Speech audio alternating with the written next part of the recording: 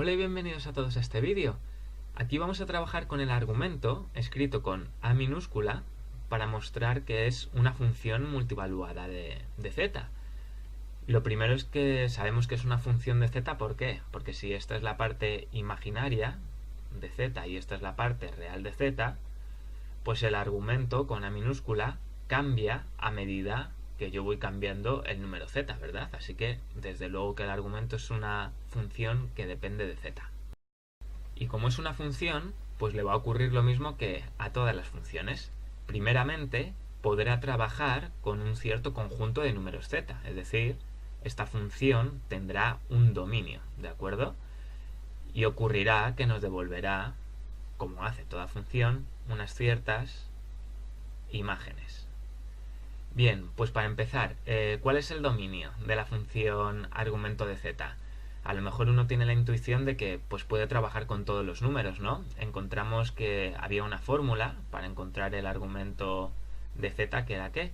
Pues la arcotangente, que en la calculadora se escribe así, entre la parte imaginaria, ¿no? Que era la coordenada y, entre la parte real, que era la coordenada x. Bueno, pues parecería que esto puede hacerse con cualquier número z, pero no. ¿Qué pasa con el número z igual a 0? ¿No? ¿Cuál es la parte imaginaria del número 0? ¿Cuál es la parte real? Uno diría 0 entre 0. Bueno, pues en definitiva lo que os quiero decir es que nosotros no sabemos cuál es el argumento de 0, ¿de acuerdo? No está definido. Entonces, del dominio de la función argumento de z, el 0 queda excluido, pero va a haber otro número que quede excluido, que es el infinito, ¿vale? Tampoco sabemos cuál es el argumento de infinito. Así que esta función puede trabajar con todos los números z, menos con el 0 y el infinito, porque eso, no sabemos definir cuál es el ángulo que forman estos números con el semieje real positivo, ¿de acuerdo? Eso por un lado. ¿Y por qué decimos que esta función es multivaluada? Bueno, pues vamos a verlo. Hemos dicho que el dominio de la función argumento de z son todos los números del plano complejo menos el 0 y el infinito. Así que un z igual a 1 entra dentro del dominio, ¿no?, de esta función. Lógicamente, nosotros sabemos cuál es el argumento de 1. Entonces, ¿qué imagen nos devuelve esta función? Pues intuitivamente a lo mejor uno dice 0 radianes.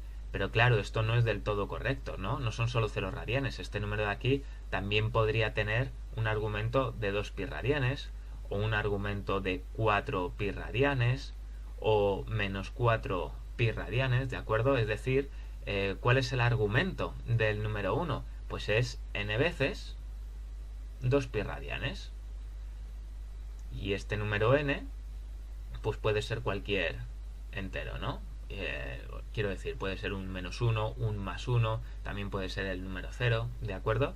Así que, como vemos, para un valor, ¿cuántas imágenes obtenemos? Pues de hecho infinitas, ¿verdad? Así que el argumento nos devuelve más de una imagen y por lo tanto es una función multivaluada.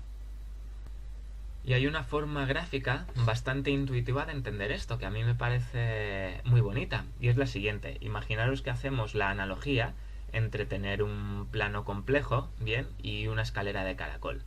¿Por qué? Por lo siguiente.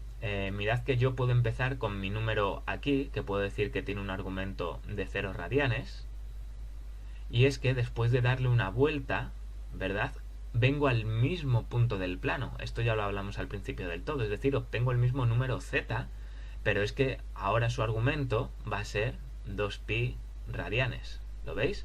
El argumento cambia, pero en el lugar del plano estoy en el mismo sitio.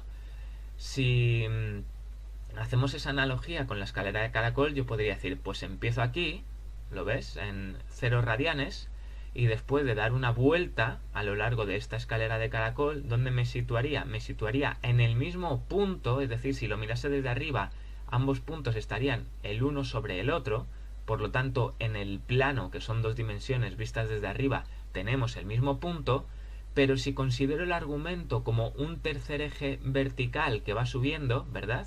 Esto es como si fuera el eje real, esto es como si fuera el eje imaginario de la parte imaginaria y esto fuese el argumento. Pues en el plano, que es ver esto desde arriba, que es lo que tenemos aquí pintado, este punto, después de una vuelta, estaría en el mismo lugar del plano. Muy bien, pero es que el argumento habría ido cambiando, ¿lo veis? Ya no es 0, sino que el argumento ahora es 2pi.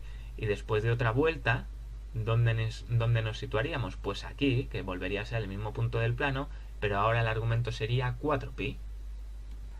Y esto produce que cuando trabajamos en el plano complejo se produzca un salto en el argumento, porque si yo empiezo a contar mi vuelta en 0 radianes y cuando la acabo llego por aquí en 2pi radianes, pues como veis, ¿no? Si yo me acercase a este número por aquí, el argumento de esos números se estarían acercando cada vez más ¿a qué valor? A 0 radianes. Pero si me acerco por aquí a este número, el argumento de esos números que voy utilizando para acercarme al número que deseo se acercarían cada vez más a 2pi radianes, ¿de acuerdo? Hay como un salto de 2pi. Y eso va a ocurrir, elijamos como elijamos la vuelta, ¿no? Yo podría empezar aquí, como hemos dicho, en 0 radianes, y cuando doy una vuelta entera, llegaría aquí y tendría 2pi radianes. Aquí hay un salto de 2pi. Pero podría hacerlo de otra forma. Podría decir, bueno, pues si estos son 0 radianes, a lo mejor empiezo mi vuelta en pi medios radianes. ¿Por qué? Porque quiero yo. Y fijaros, ¿no? Ahora en vez de dar la vuelta subiendo, pues la voy a dar bajando. Y cuando bajo una vuelta entera, ¿a dónde llego? Pues llegaría a menos 3 pi medios radianes. Entonces, en ese caso, si me acercase por este lado, ¿de acuerdo? Me estaría acercando por pi medios. Y si me acercase por este lado, me estaría acercando por menos 3 pi medios. Y aquí mucho cuidado con las palabras que yo estoy utilizando. Yo no estoy diciendo que este número tenga argumento pi medios si vengo por aquí, o que este número tenga argumentos menos 3 pi medios si me acerco por aquí. No. Este número va a tener argumento o pi medios o menos 3 pi medios, porque yo lo voy a definir así. Si quiero darle argumento pi medios, diré, pues mi vuelta la defino desde 3 pi medios hasta pi medios. Esto nosotros ya lo sabemos. Y su argumento será pi medios. Yo lo que estoy diciendo es que cualquier número de por aquí, al acercarse a mi número verde, se estará acercando con un argumento que tiende, ¿vale?, a adquirir el valor de menos 3 pi medios. Y que si me acerco por números z por este otro lado, lo hacen con un argumento que se acerca a pi medios. Bien, esto es muy importante para considerar que aquí hay un salto de 2pi y para saber que esto significa que la función ahí no es continua, que no puedo entrar en estos detalles ahora, pero serán importantes en un futuro. Aquí lo que tenéis que saber es que hay un salto de 2pi en el argumento o una discontinuidad. Y ya por último, pues solo un par de detalles.